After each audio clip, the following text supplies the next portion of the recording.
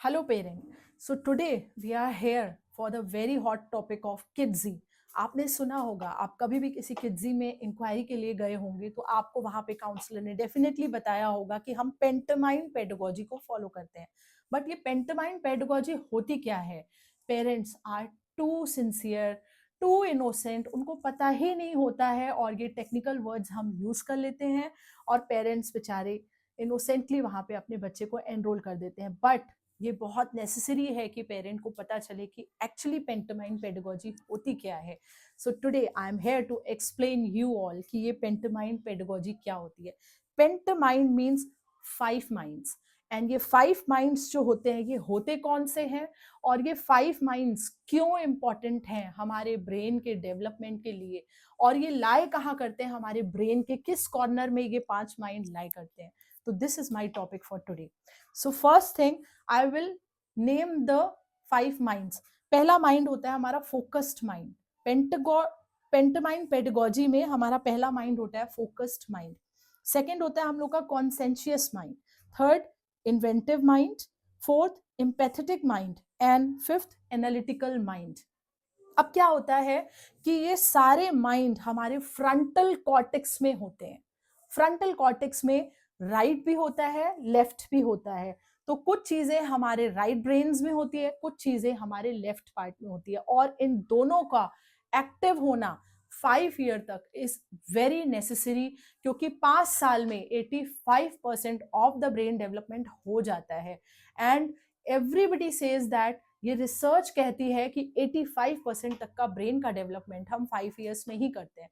तो अब मैं एक्सप्लेन करती हूँ what are these mind and why it is necessary to activate them.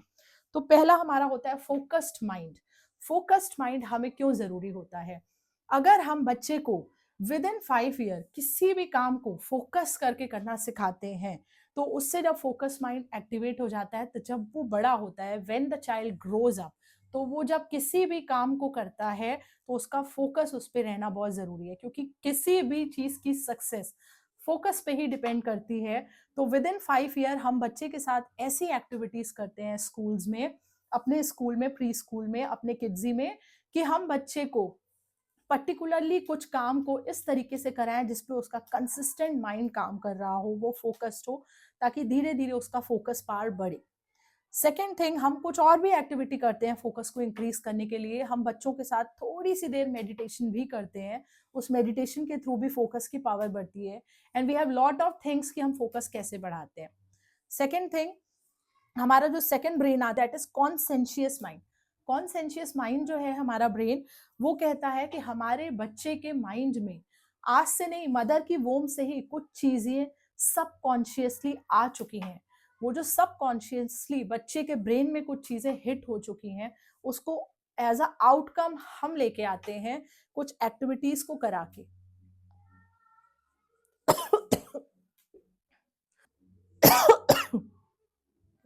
हाँ. सो कॉन्सेंशियस माइंड है जो हमारे बच्चे के ब्रेन में कहीं ना कहीं सबकॉन्शियसली चीजें चली जाती हैं. एक बच्चे के ब्रेन में पर डे 10,000 डेटाज जाते हैं और वो उसके सबकॉन्शियस माइंड में चले जाते हैं.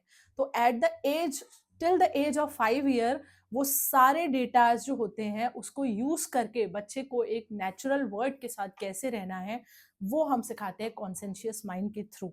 कुछ बच्चे आपने देखे होंगे जो बहुत क्रिएटिव होते हैं, कुछ बच्चे होते हैं जो मिमिक्री बहुत अच्छी करते हैं, कुछ बच्चे जो होते हैं वो बहुत ज्यादा लॉजिकल होते हैं. ये सारे डेटा उनके सबकॉन्शियस माइंड में फीड होते हैं जिसको हम एक्टिवेट करते हैं. थर्ड थिंग, हमारा इन्वेंटिव माइंड. इन्वेंटिव माइंड कुछ बच्चों का होता है जिसके लॉजिक्स बहुत ज्यादा हाई होते हैं. उन बच्चे का हमें ये देखना होता है कि उनका नंबर्स कैलकुलेशन कैसे है, वो अपनी चीजों में कुछ डिफरेंट इनोवेशंस कैसे लेके आते हैं. तो हम बहुत सारी एक्टिविटीज करते हैं, लाइक पजल्स करते हैं, हम बहुत सारे गेम्स खेलते हैं बच्चे के साथ, हम इवन डांसेस करते हैं, हम बहुत सारी चीजें ऐसी करते हैं जिसमें बच्चे का क्रिएशन हमें दिख के आए. हम समटाइम्स ऐसे बोलते हैं कि बच्चा act like your teacher, act like oh mother. तो इससे क्या है, उनका इन्वेंशन निकल के आता है, how they are willing to do with that. तो इन्वेंटिव माइंड का बेसिकली ये फोकस होता है कि बच्चे का जो क्रिएशन है वो अपनी तरफ से निकल के आए. नेक्स्ट होता है हम लोग का एम्पैथेटिक माइंड. एम्पैथेटिक माइंड कहता है कि हमारा जो बच्चा है, जो मेरा बच्चा है, वो किसी को भी अगर किसी भी तरीके से चोट पहुंचाता है या किसी को कोई चोट अपनी तरह से ही लग जाती है, तो मुझे मेरे बच्चे को ये सिखाना बहुत ज़रूरी है, उसको ये फ़ील कराना बहुत ज़रूरी है।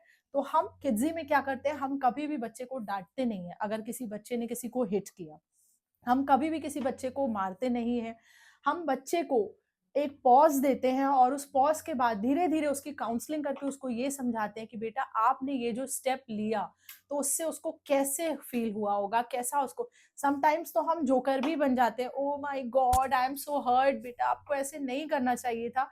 दिस काइंड ऑफ एक्टिविटीज़ हम करते हैं, जिससे बच्चे के अंदर एक एम्पैथी जनरेट हो सामने वाले के लिए। वही करा के ही हम उसको फ़ील करा सकते हैं कि आपको ऐसा नहीं करना चाहिए। Last but not the least हमारा एनालिटिकल माइंड है। एनालिटिकल माइंड कहता है कि हमने बच्चे के साथ अगर कोई भी एक्टिविटी की, हमने उसके साथ कोई भी पज़ल खेला, हमने उसके साथ कोई भी गेम खेला, हमने उसके साथ फाइन मोटर स्किल का काम किया या हमने कोई भी एक्टिविटी उसके साथ की, तो बच्चे ने अपने एनालिटिकल माइंड से क्या निकाला बाहर? उसने ऐसा क्या उसमें डिफरेंट क्रिएट किया, उसमें ऐसा क्या नया लेके आया या जो एक्टिविटी जिस तरीके से होती है उसी तरीके से उस एक्टिविटी को किया कि अलग तरीके से उसको किया। This is called analytical mind.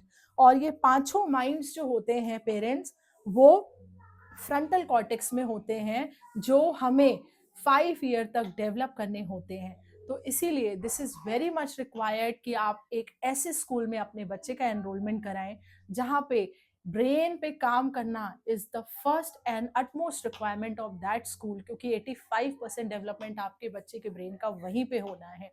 So choose the best pre school near you, is your responsibility. अच्छे स्कूल में एडमिशन कराना प्री स्कूल में एक बहुत अच्छा डिसीजन होता है, एक अच्छे कॉलेज से भी ज्यादा, क्योंकि ब्रेन तो 5 साल में ही डेवलप होता है।